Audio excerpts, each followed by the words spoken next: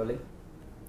नमस्कार, मैं हूं राजेश। बहुत बहुत स्वागत है आपका हमारे इस खास बातचीत में। और मुद्दा में आज है जनता परिवार के एका को लेकर। हमारे साथ मेहमान मौजूद हैं इस चर्चा के लिए कि किस तरह से जनता परिवार एक होना चाहता है चुनावी राजनीति के लिए। और हमारे साथ बातचीत करने के लिए हैं केसी त्यागी, जो कि सांसद हैं और जेडीयू के महासचिव हैं और राष्ट्रीय प्रवक्ता भी हैं। सर, आपका बहुत बहुत स्वागत है। धन्यवाद। ये क्या मैं सुन रहा हूँ कि समाजवादी पार्टी के नेशनल एग्जीक्यूटिव में शरद जी शामिल हो रहे हैं? नहीं, इसमें कोई अचंभे जैसी बात नहीं है। हम मुलायम सिंह जी, शरद जी, लालू जी, नीतीश जी, हम सब लोग इकट्ठे 20-30 साल एक दल में रह चुके हैं। और समाजवादी पार्टी का 3 दिन का अधिवेशन लखनऊ में आज से प्रारंभ है, जिसके उद्घाटन के मौके पर उन्होंने श्री शरद यादव जी को भी आमंत्रित किया है और वो एक ऑब्जर्वर के रूप में और अतिथि के रूप में उसमें हिस्सा ले रहे हैं। क्या ये माना जाए कि आने वाले जितने अब चुनाव होंगे कहीं न कहीं समाजवादी पार्टी का एक अलायंस जनता दल यूनाइटेड से होगा?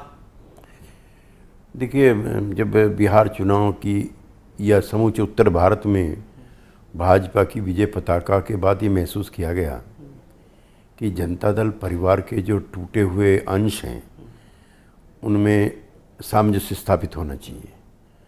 पहला तो गैप बंद होना चाहिए, जो बातचीत के सिलसिले कमज़ोर पड़ गए थे वो शुरू होने चाहिए। फिर आपसी उठा बैठक होनी चाहिए, आपसी सद्भाव होना चाहिए, फिर बाद की सीमा है आपसी सहयोग होना चाहिए। तो ये पहली दूसरी कड़ी है। उसी सिलसिले में 12 तारीख को श्री देवेगौड़ा, श्री शरद यादव, श्री नीतीश कुमार और मैं स्वयं चौधरी अजीत सिंह जी द्वारा आहूत मेरठ में 12 अक्टूबर की रैली में हिस्सा लेने जा रहे हैं। ये भी जनता परिवार के लोगों के मिलन का ही कार्यक्रम माना जाएगा। फिर 12 और 13 को श्री शरद यादव, श्री देवेगौड़ा, श्री नीतीश कुमार और मैं स्वयं 2 दर्जन सभाओं में श्री चौटाला जी की मदद के लिए, जो इंडियन नेशनल लोकदल उनकी पार्टी है, उसके लिए इंटेंसिव कैंपेन करने के लिए जा रहे हैं। ये दूसरा कदम है। और तीसरा, आज हमारे राष्ट्रीय अध्यक्ष लखनऊ में शामिल होंगे।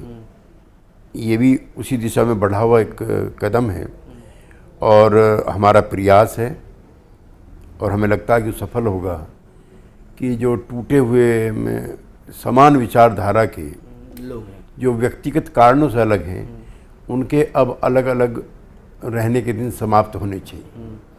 तो बहन मायावती हैं वहाँ पे और कई छोटे छोटे और फ्रैक्शंस हैं, तो उनके साथ क्यों नहीं प्रयास किया जा रहा है?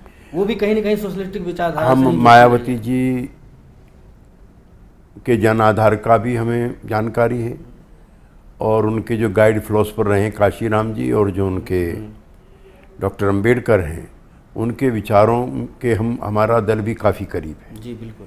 डॉक्टर लोहिया ने और डॉक्टर अंबेडकर ने कभी सोशलिस्ट पार्टी में और रिपब्लिकन पार्टी में एका के प्रयास किए थे। तो समाज के जो वंचित समाज के लोग हैं उनकी एका भी हमारे कार्यक्रम का हिस्सा है। फिलहाल जो संभव एकता हो सकती है हम वो करने का प्रयास कर रहे हैं, लेकिन हमारे ब्रॉडर उसमें एकता प्रयासों में बसपा भी शामिल है।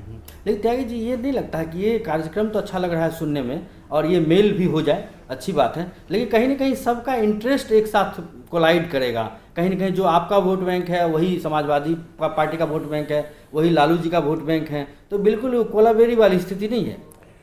हम ये प्रयास करेंगे कि एक दूसरे के राज्यों की सीमाओं का अतिक्रमण ना हो, लेकिन जहाँ पर अकेले कोई जीतने की या लड़ने की स्थिति में नहीं है वहाँ उसे संभव तालमेल करने का भी प्रयास करना चाहिए। जैसे बिहार में ना हम आज अकेले जीतने की स्थिति में हैं, ना आरजेडी जीतने की स्थिति में है, लेकिन हमारे एका ने पिछले 2 महीने पहले ही कमाल करके दिखाया है। हरियाणा में हम सब लोगों को लोकदल जो श्री चौटाला के नेतृत्व वाला है उसको मदद करना चाहिए और हम लोग मदद कर रहे हैं।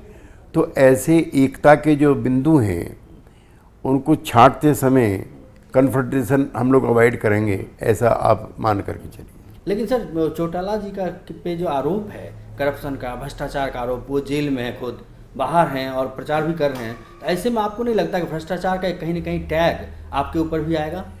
देखिए, उन पर कोई पैसे का आरोप नहीं, उन पर डिस्प्रपोर्शनेट का आरोप नहीं है।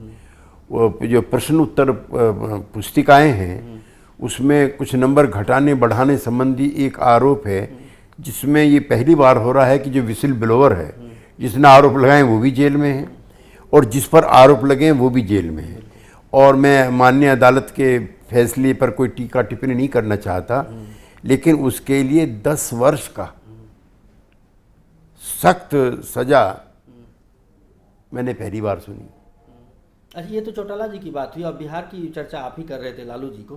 कल तक आप जंगल राज कह के लालू यादव के और आरजेडी को कोसते रहे। आप सत्ता में भी इसी लिए आए थे, लोगों ने आप पे भरोसा दिया, आपने विकास का काम भी वहाँ किया, लोगों ने आपको दोबारा चुना भी।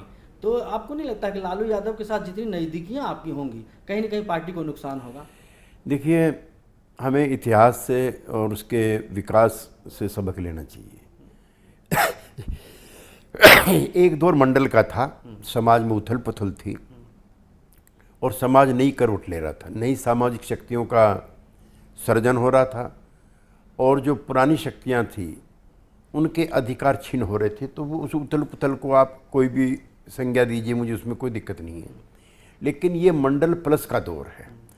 अब पिछड़ी जाति के वंचित समाज के लोगों को एजुकेशन भी चाहिए, वो स्वास्थ्य के प्रति भी प्रयत्नशील हैं, बेसिक एजुकेशन के लिए भी प्रयत्नशील हैं, उनको सड़कें भी चाहिए, उनको लॉ एंड ऑर्डर भी चाहिए, उनको जीडीपी का ग्रोथ बढ़ना है, ये भी उनकी इच्छाएं हैं। बाहर से इन्वेस्टमेंट आए, उसके लिए पीसफुल एटमॉस्फेयर हो, ये भी उनकी इच्छाएं हैं। तो हम आज मंडल प्लस में हैं, हम पीछे नहीं जा रहे हैं, हम उसको आगे ले जा रहे हैं। जो राम मंदिर बनाने वाले थे और उसके लिए पूरे देश में सड़कों पर संग्राम करने वाले थे, अब वो देश को रचनात्मक दिशा की बात करते हैं, तो हम क्यों नहीं सोच सकते that we are going beyond Mandal. तो त्यागी जी, अगर हम बाइपोल के रिजल्ट जिसको आप लोग कह रहे हैं कि हमने एक एक्सपेरिमेंट किया, बड़ी अच्छी सफलता मिली, तो कहीं ना कहीं एक सोशल इंजीनियरिंग था। वो सोशल इंजीनियरिंग यानी कि जाति एक बहुत बड़ा सच है, खास करके ये 2 राज्यों में, बिहार और यूपी में।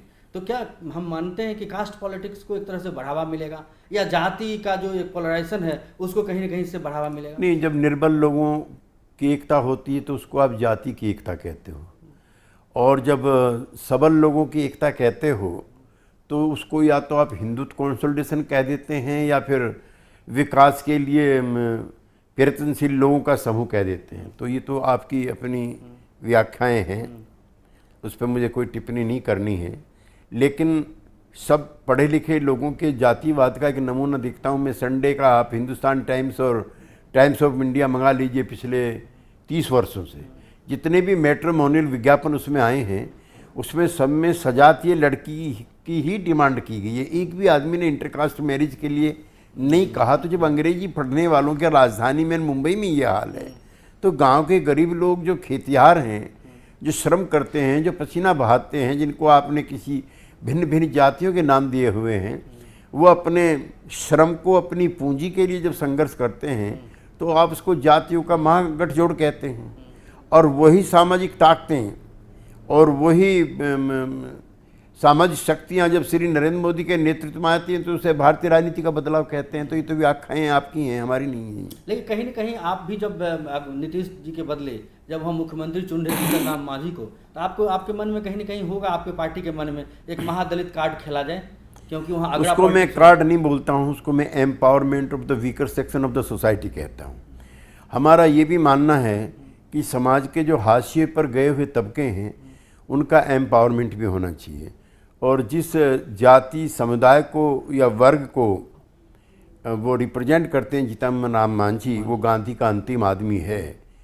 उससे समाज में उससे ज़्यादा उपेक्षित, शोषित और अनटचेबल कोई और कम्युनिटी नहीं होती है। तो उस जाति समूह के व्यक्ति को एक सामंती राज के सबसे बड़े मुखिया के पद पे बैठा करके, गांधी का ही सपना ही पूरा नहीं होता है, बल्कि मुल्क भर में बहुत बड़ी आबादी की लोकतंत्र में आस्था भी बढ़ती है।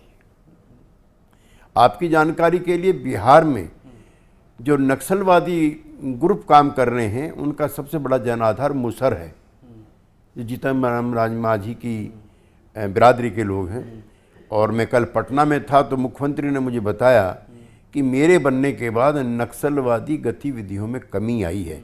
अगर उनकी बात को हम सत्य मानते हैं, जो कि वजह नहीं है ना माने, तो समाज का बहुत बड़ा हित हुआ उनको बना करके। तो क्या लगता है कि नक्सलवादी जो विरोध था वो इसीलिए था कि उनको प्रतिनिधित्व नहीं मिल रहा था, नहीं, या हम उस क्षेत्रों में विकास नहीं हुआ था इसलिए था? हम मनमोहन सिंह और वर्तमान सरकार की इस नीति से सहमत नहीं है कि सशस्त्र बलों की मजबूती से नक्सलवाद पर आप मुकाबला कर सकते हैं। नक्सलवाद कानून व्यवस्था का प्रश्न नहीं है। नक्सलवाद सामाजिक और आर्थिक विषमता और विपन्नता का विषय है। और 98% जो नक्सलवादी इलाके हैं वो आदिवासी या महादलित इलाके हैं।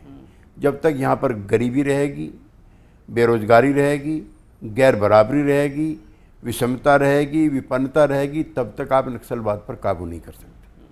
सर, हम थोड़ी देर के लिए रुकना चाहेंगे क्योंकि वक्त हो चला है। छोटे से ब्रेक का बने रहिए हमारे साथ, क्योंकि आगे और भी हमारी बातचीत जारी रहेगी त्यागी जी से।